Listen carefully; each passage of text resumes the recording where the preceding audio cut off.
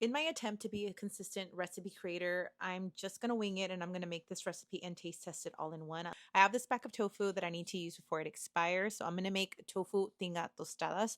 I will list all of the ingredients in the caption below, but let me show you how I made it. First step is to chop all of the vegetables. In a pan, saute the tomatoes, onions, and garlic for about 6 to 7 minutes on low heat and covered.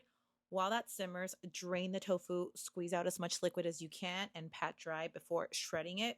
If you get small pieces, you can also just crumble them and that works just as fine. Remove the vegetables from the pan and set them aside. Add more oil and add the onions and 1 to 2 pieces of minced garlic.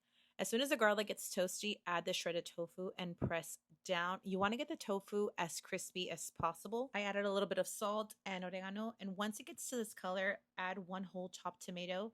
Season again and let it cook while we move on to the tomato chipotle mixture. Add all of the veggies that were previously sauteed into a blender along with chipotle peppers and adobo sauce, 1/4 cup of water, and salt.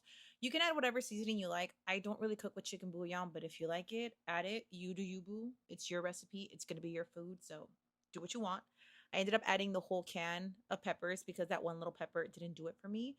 I ended up adding the remaining peppers with a little water and I blended it and strained it before adding it to the pan. I let this come to a nice boil and then I turned it off and assembled my tostadas. I added refried beans, which they weren't really actually refried. I cooked them in avocado oil spray.